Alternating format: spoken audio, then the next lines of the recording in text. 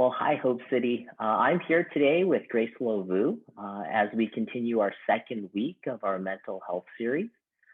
Grace will be sharing with us about how we can cultivate joy and resilience during the pandemic. So, Grace, thank you so much for your time today. I know this is in the middle of a school day, so it's like, work upon work, and then this is probably your lunch hour that you're sharing with us. So, thank you so much. No. But I want to ask if you could help us get to know you and your family a bit because you're fairly new to us as a church. But Hmm. I also know that you're connected to so many of us in different ways as well, right? So if Hmm. you could help us get to know you and get to know your family, that'd be wonderful. Yeah, definitely. And I think actually the last time I spoke for Hope City was 3 years ago, Mother's Day as well. So yeah, so I just wanted to start by saying Happy Mother's Day, definitely. My name is Grace Vu, follower of Christ for many years now, and I'm really grateful to be able to. I'm really grateful for being in Vancouver, the beautiful land, and in which we get to live and work and play. I'm the wife of Sam. I have three kids, 13, 9, and 7. I would maybe describe myself vocationally as a counselor, as a teacher, currently as a principal. I really believe my distinct vocational calling is to be Christ first in all these different hats that I wear. Um, Maybe a little bit more about my background. My parents were really passionate about service and community, specifically in Canada, but they were very busy people. And I Mm. think I just remember growing up with community, with churches, with ministry. My siblings and I were kids that were, early, first at the church, and we're setting up, and the churches often, in my memory, were gyms, school gyms. So it'd be setting up Mm. chairs and lining that up, preparing for the Sunday service. And we'll be the last family to be there. Definitely.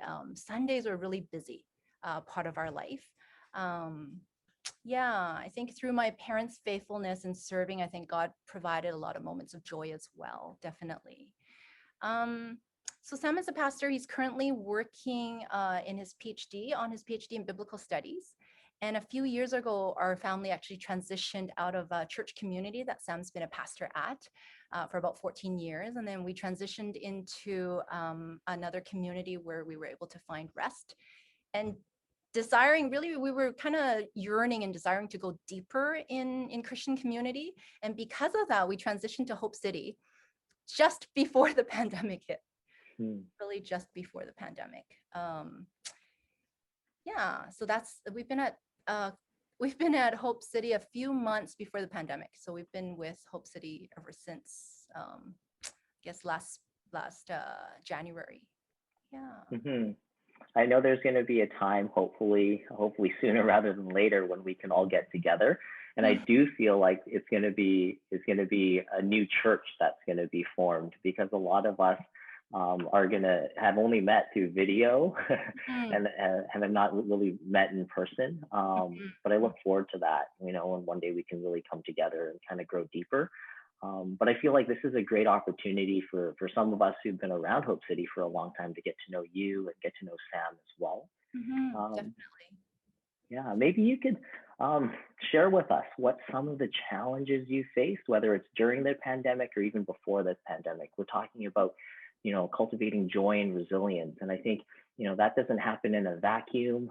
It often doesn't happen when things are really good. Yeah. It often really shows up and is amplified during some of those chaotic moments or some of those stressful, trying moments. hmm I think just now I was sharing that things are really busy. And I think one of my struggles is busyness, definitely. And growing up, that was definitely part of my story. I think because my parents were kind of very passionate about ministry and church planters, the busier the better was kind of the motto. And God came first in the form of actually of service. So it was like serve, serve, serve. Um, and actually busyness also seemed to be the norm, which is interesting. I don't ever remember as I was growing up in the church ever talking about Sabbath, ever Mm, hearing that even mentioned. wow. And yeah, so I do recognize that busyness is really kind of deeply ingrained and embedded in, my cultural roots. uh, family of origin, and also even in the different schools and organizations that I've worked in, busyness seems to be the norm, which is interesting. So maybe one of the challenges I can share before COVID is around 2009, when I was a young mom and still working, Mm-hmm. and Sam was busy in ministry. Other people actually around me started to speak the same message. They're like, Grace, you should take a break. And I actually was really reluctant, and I actually felt like the internal script was actually saying phrases like, what? I'm not good enough? You're saying I can't handle this? Of course I can handle it. Maybe there is like a pride almost in being proud of being busy. Mm-hmm. Um, and so now looking back, I can see that. But when I was there in 2009, I definitely was not aware.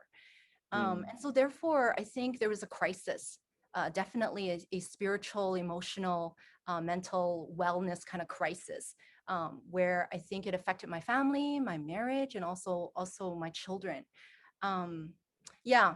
So that definitely, I think, was happening. I can describe that time in 2009 as chaos. There's a lot of chaos. It's kind of like the passage we're reading today in Mark, like the waves were kind of crashing in, and I'm trying to, use my pail to kind of dish things out, but there's the waves, it's too chaotic. And so I think I Sure. can describe, that season as one of the darkest moments, of loneliness, of despair, and even of hopelessness. Mm-hmm. And I think it's in that darkness that God met me. And surprisingly, the image of it is really kind of like that's Jesus sleeping image on a cushion, because God met me in my deepest, darkest place in a very, very gentle way. And so he knew exactly what I needed, and he brought people into my life, one by one, and they prayed with me, prayed for me. And it really took a long time. And it took about 10 years. So the days and the nights felt really long. It was really hard for me to shift. So it was almost a change in my lifestyle, my practice. Um, and yeah, some of the things I think maybe during that season that helped was more contemplative listening. Some of the things that you've been talking about, Phil, and Pastor Andrew as well. Just about listening, spiritual direction, reaching out for counseling, journaling. I love art, so painting. But really, it took about 10 years of really a change of Wow. heart. Yeah, and understanding that Sabbath and rest is necessary, that I really need it. But I like it's almost like a reshifting, readjustment, rethinking, realignment of my heart. Yeah. So I think it was providential that this kind of crisis Mm-hmm. happened before the pandemic, Huh. um, which is, I think, one of the reasons why it has sustained me through this season. Yeah, Mm. yeah, So you're saying some of the shifts even happened before, and it kind of prepared you and yeah. prepared your family in some ways for That's some of the right. chaos and some of the Yes, changes we've had to endure during the pandemic. yes, absolutely, absolutely, and it's because with the pandemic, after the pandemic has hit, it's really just magnified some of those, Yes. internal struggles I've had. And so during the pandemic, I felt like I've lost a lot of my comforts, which I Mm. found a lot of, um, ways to cope in. Like I've lost like my usual routines and my freedom to be outside and go for a Yes. meal, go for that was that those habits needed to be shifted. Um, Mm. yeah, with the pandemic, I also felt it was scary. It still is. I think my Yeah. kids, Absolutely. yeah, because it's invisible, the Yeah. invisible enemy. Mm-hmm. and and to be honest, social media doesn't help.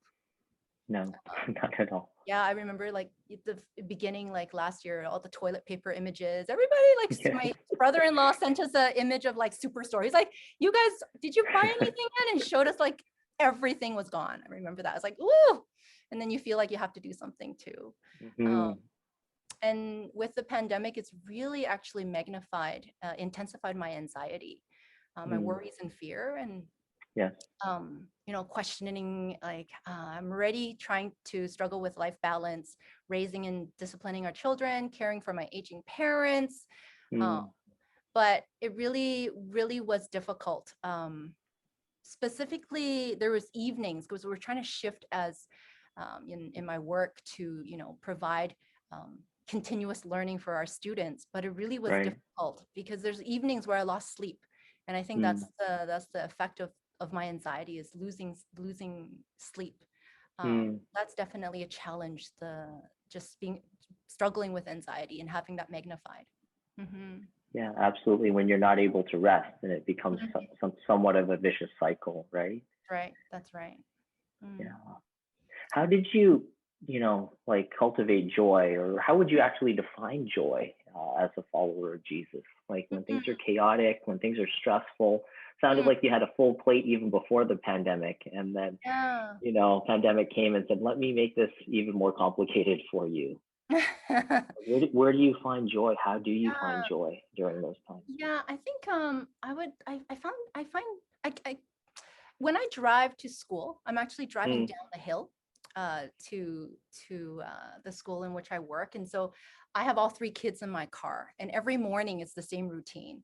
And so this past year, what has been really helpful is actually, I think we've been driving that same route for a few years, but only this year has my eyes been open to actually see the North Shore Mountains as the backdrop. mm, And some mm-hmm, days we're coming in, like today it was a little cloudy and it's still really beautifully framed, the North Shore Mountains and the color, the greenery and the mm, clouds and the grayness. Um, but joy really has been coming through those moments day by day. I think that's a really good example. As I drive into work day by day with my kids, and mm, yes, some days are great. That will be like sure. singing and we'll be like praying. Some days it's just utter chaos in the Yes. car, but there's moments of peace and calm, and I love that image of the mountains in the back, and you know it was cherry blossom season, and so there's Mm, rows of like, beautiful. yeah, pink, and then when it's one day it'll be blue skies. Right now during this past week it's turning green, right? So there's Mm, spots of pink and green and fresh green leaves growing in the sky and the mountains. I think I love the passage in Psalm 121. I lift my eyes up to mm, the mountain. Where does my help come from? My help comes mm, from the Lord, maker of heaven and earth. So, so that definitely has brought a lot of joy, just kind of day by day, kind of seeing the same scene, but mm, being able to experience the beauty of God's creation and be reminded of his power and his sovereignty through mm, that. mhm. Yeah, yeah. Um, Another example of joy is I'm a horrible gardener. Um, I can relate. I can even kill a cactus. That's not good. So, but just a few weeks ago, we decided to my daughter and I decided to plant some seeds, and Mm, so day by day, seeing the seeds grow, mm, just on our patio, it grows all by itself. Like mm, really, we didn't mhm, really do much. Yes, like we've kind of watered it as daily as possible, and that's necessary. But the output, the seed grows under God's power. And I think mm, watching the seeds kind of grow right now, we have cucumbers and we have kale. It gives me a lot of joy to see that as I'm cultivating it mm, day by day, it growing. mm, Same analogy with my children. I think Sam and I are trying to do our diligence as parents, right, which is important, but there's so much about our children that's out of our control. yeah, And absolutely. yeah, so we have a lot of joy I have a lot of joy feeding them. And just kind of is amazing how they grow. So seeing them grow, my children grow also gives me a lot of joy. Yeah, Mm. yeah. So I'm hearing that these things are, you're finding joy all around you, Mhm. like it's on your daily commute, Mhm. that there's a moment of joy that you can experience, right? Or That's even right. like simple things that don't cost a lot, doesn't, we don't have to take a retreat anywhere or even get away from the kids to experience some of this. It's with the kids and some of these small things like planting things and watching things Yes. grow. Yes. And one thing that a mentor said to me this season, because I lost specifically because I lost sleep, because I was quite Mm, anxious, yeah. really early in the pandemic, is he comforted me with the verse Psalm 121 further on, verse 3. He was saying that, you can sleep, we can rest because God doesn't slumber. he's always awake, he's always engaged. And so that was mm, really encouraging for me to know, like, that our God is a God who doesn't slumber, who doesn't need to sleep. He's always mm, awake and alert 24/7. Therefore, I can rest. I can take mm, my weekends, I can take my evenings, and the mm. work is plenty, definitely. But Yeah. there's my diligence is important, but a lot of it, Mhm, it's all in his hands, mm, including my work, right? Including my mhm, family, my children. And so, yeah, you're right. Going for walks, physically trying to be active, um, mm, good food, moment by moment. Yeah, driving in day by day. I think that's the metaphor.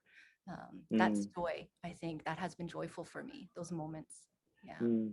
Mm. Thank you so much for sharing with us. Mm. Uh, how about when it comes to like resilience? And this is sort of the ability for us to endure some difficult times or, Mm. fall and kind of get up again, Yes, that bounce back kind of quality. And yes, yes.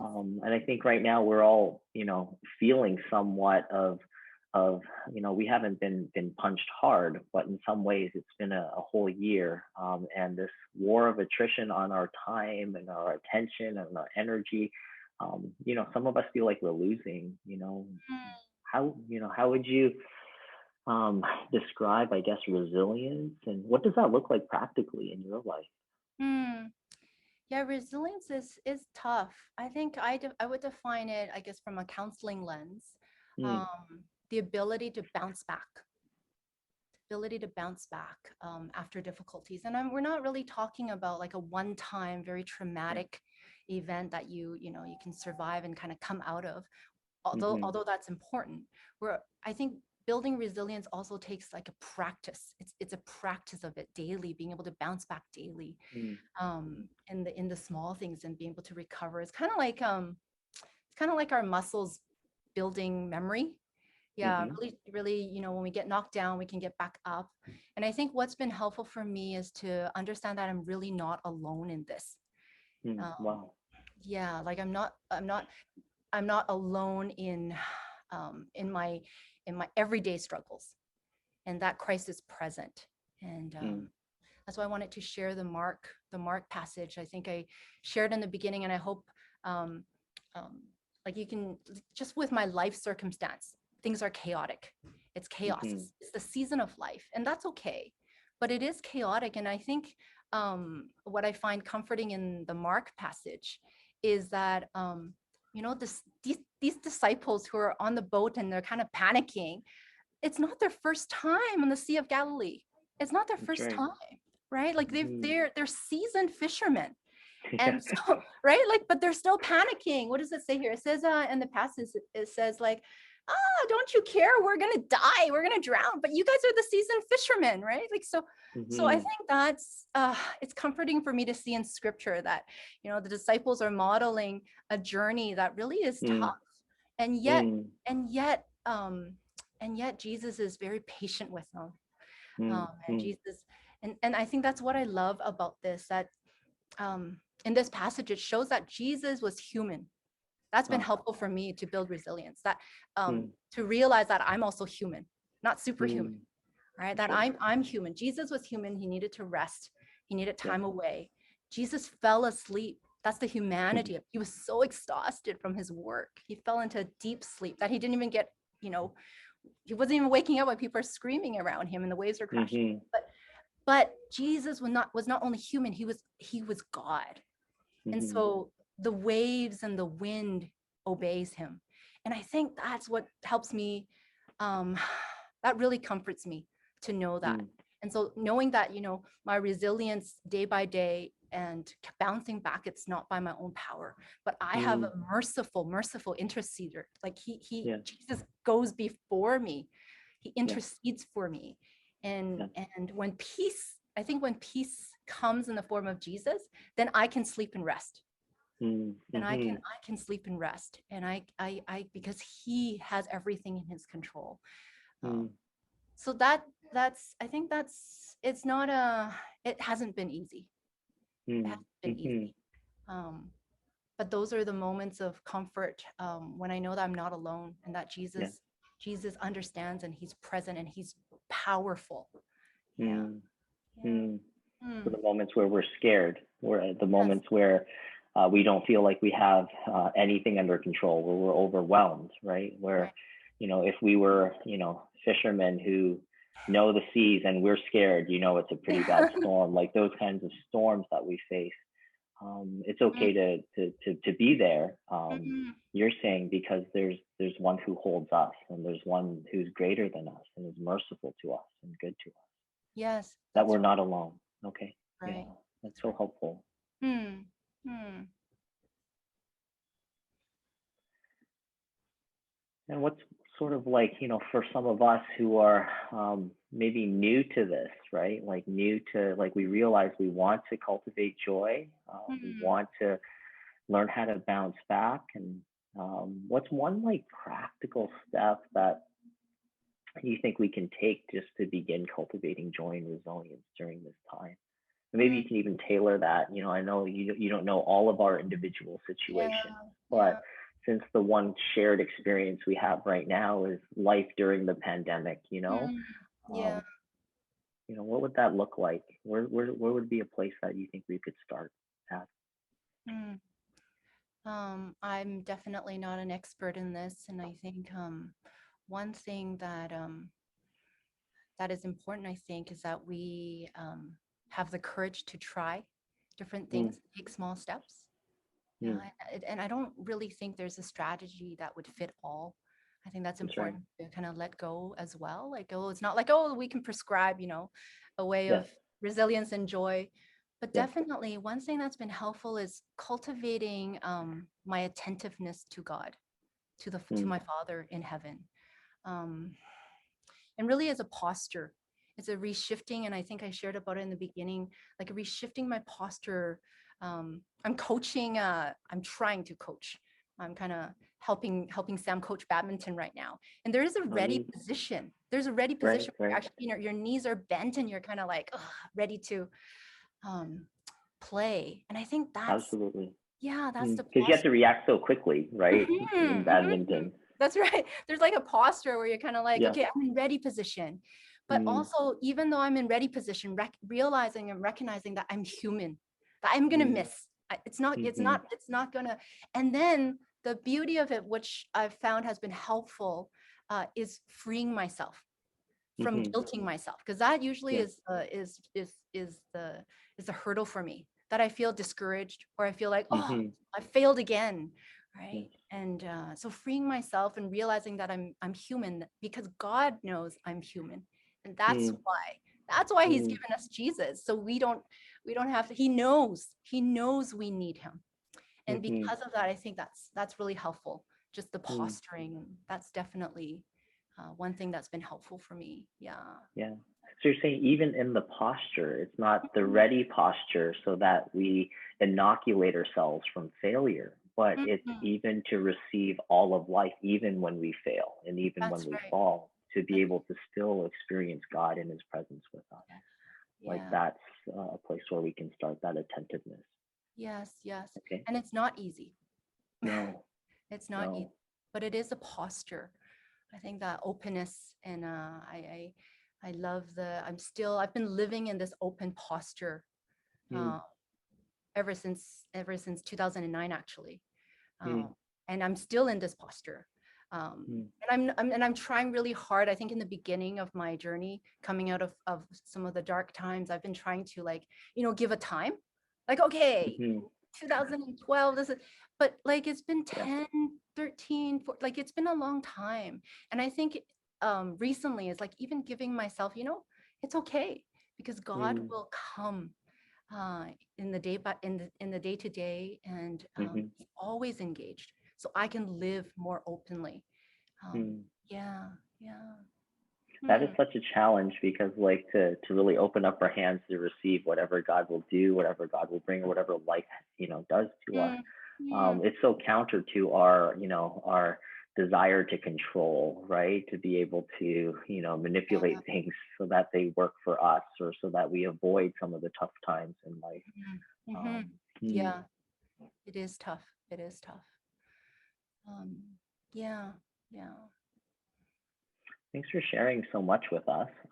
Maybe I could kind of like, lead it to this one final question. But what encouragement would you give us um, as we try to cultivate joy and resilience during this time? You kind of hinted at it already. You said, we're not supposed to try something and master something. It's not about perfection, right? Yeah. But to be kind of gracious with ourselves as we kind of maybe try different things. Mm, But what encouragement would you have for us? Some of us are new to this. mm. Um, yeah, I think another encouragement would be to be creative with Okay. time and space, to have some fun with it. And Oh, I think neat. that's kind of part of the freeing yourself. Like there's no Mm, perfect formula. mm, It really needs to work for you and your family and your right. situation. But be creative as you cultivate time and space, knowing that Mm, we're all busy. We only have limited time. But what are we trying to be creative for? Is to create room for the spirit to work, create mm, room for rest. mm, So one of the things that has definitely helped us through this journey of the pandemic is actually our micro church.